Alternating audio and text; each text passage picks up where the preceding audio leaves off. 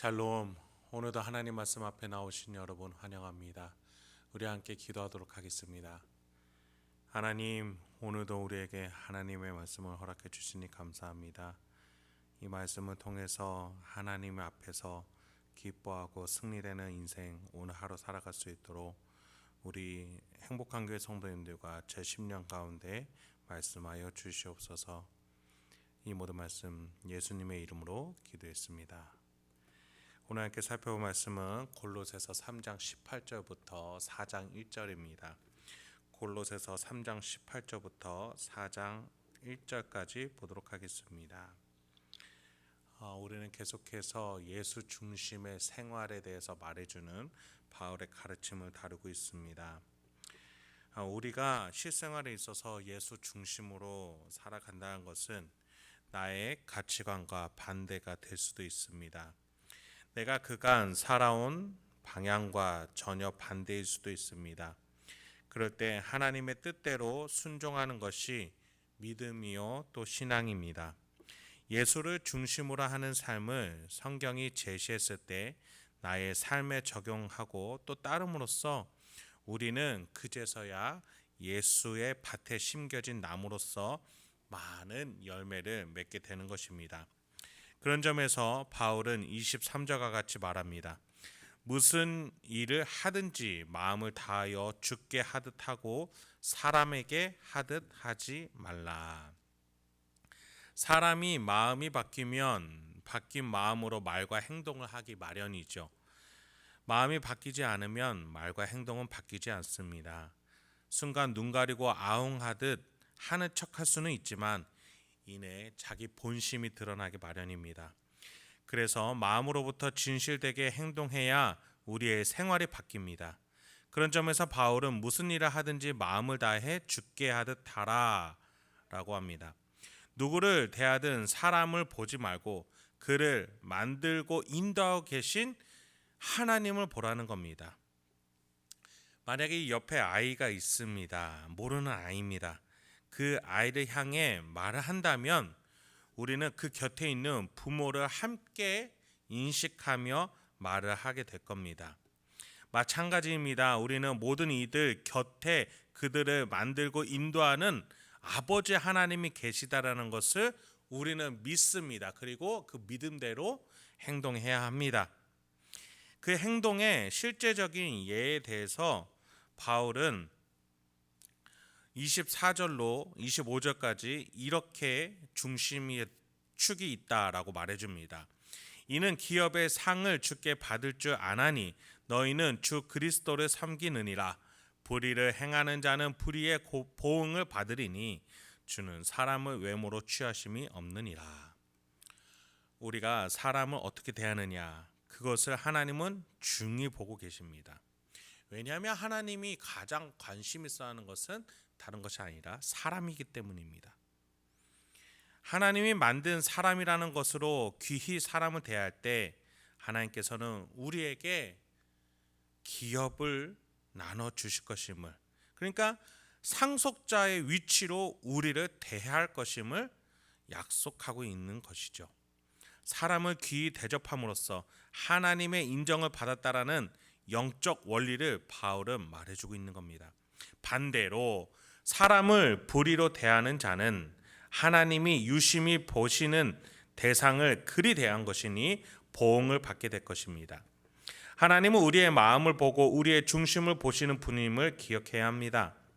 그런 점에서 바울은 우리가 어떤 마음으로 사람들을 대하는지에 대해서 특별히 세 관계에 대해서 말해주고 있습니다. 첫 번째는 부부관계인데 18, 19절입니다. 아내들아 남편에게 복종하라. 이는 주 안에서 마땅하니라. 남편들아 아내를 사랑하며 괴롭게 하지 말라. 아내는 남편에게 복종을, 남편은 아내에게 사랑할 것을 말합니다. 이렇게 말하는 근거는 위에서 살펴본 바와 같이 예수 중심, 특히 창조하신 예수를 중심으로 말을 해주고 있습니다.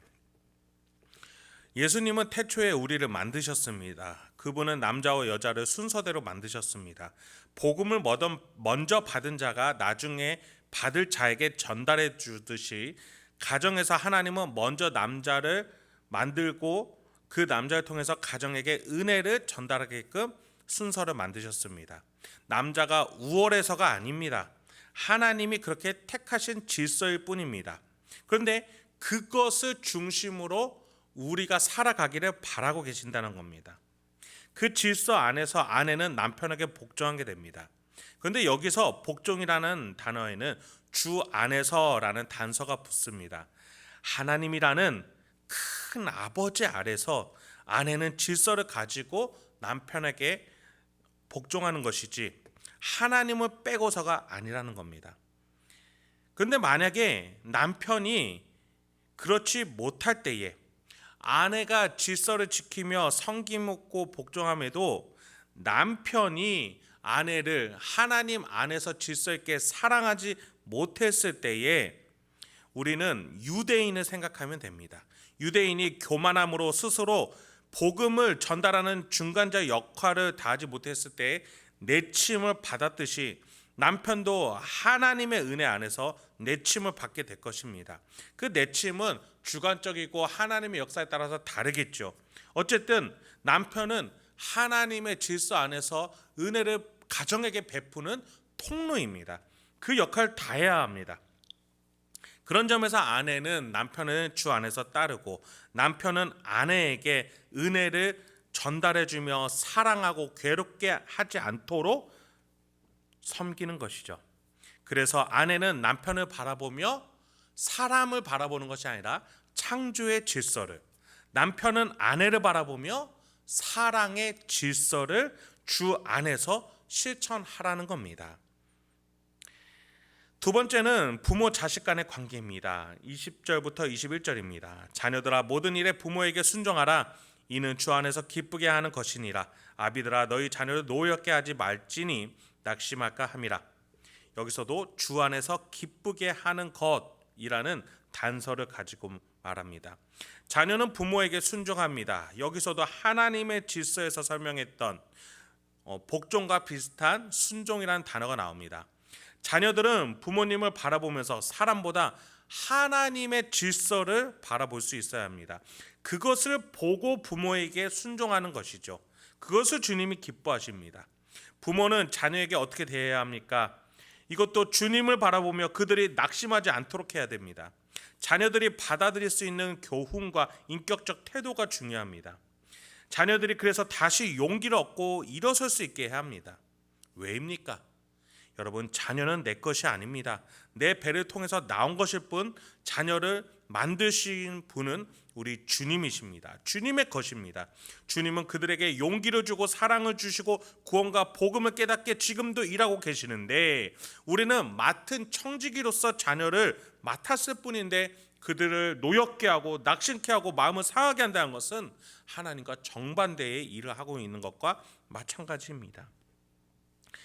그래서 우리는 자녀를 대함에 있어서도 주님을 바라보며 자녀를 대해야 한다는 것이죠. 마지막으로 세 번째 관계는 주종관계입니다. 현대인의 고용자와 피고용자 또는 직장 관계 동료로 적용해 볼 수 있을 겁니다. 22절부터 4장 1절입니다. 종들아 모든 일에 육신의 상전들에게 순종하되 사람을 기쁘게 하는 자와 같이 눈가림만 하지 말고 오직 주를 두려워하여 성실한 마음으로 하라. 상전들아 의와 공평을 종들에게 베풀지니 너희에게도 하늘에 상전이 계심을 알지어다. 여러분, 역사적으로도 또 세계적으로 일을 시키는 자와 또 일을 받는 자는 항상 있어 왔습니다. 경제라는 것을 함께 공유하면서 살아가는 이로써 물질과 재물의 근원이자 다스리는 분으로서 하나님 안에서 그들을 함께 해야 합니다. 때문에 우리는 상사를 보든 직장 동료를 보든 피고용인을 바라보든 눈가림으로 기쁘게 하지 말라라고 바울은 말합니다. 오히려 주를 두려워하는 성실한 마음으로 직장 생활을 할 것을 말해줍니다. 특히나 바울은 고용주, 임원, 상사와 같이 일을 시키는 자리에 있는 자들 향해서 의롭고 공평한 모습을 가질 것을 말합니다. 왜냐하면 하나님이 상전으로서 의롭고 공평하게 다스리기에 지금 상전의 위치에 있듯이 그들도 사람을 부릴 때에 불의하지 않게 불공평한 모습을 보이지 않을 것을 말 것을 당부합니다. 이제 말씀을 마치도록 하겠습니다.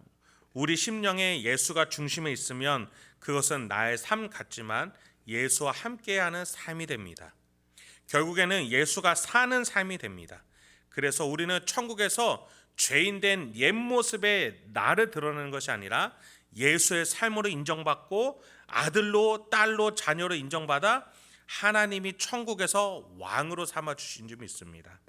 그래서 오늘 우리는 나의 죄된 모습으로 살아갈 것이 아니라 내 안에 신비롭게 연합되어 있는 예수로 사는 삶, 예수 중심으로 사는 삶으로 부모님을 대하고 자녀를 대하며 또 직장을 대하며 그렇게 우리가 예수님 중심으로 살아가야 될 줄 믿습니다.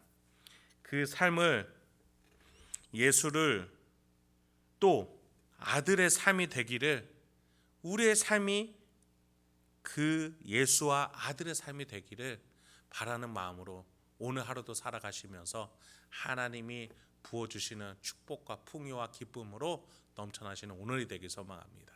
함께 기도하겠습니다. 하나님, 오늘도 우리에게 귀한 하나님의 말씀 주시니 감사합니다.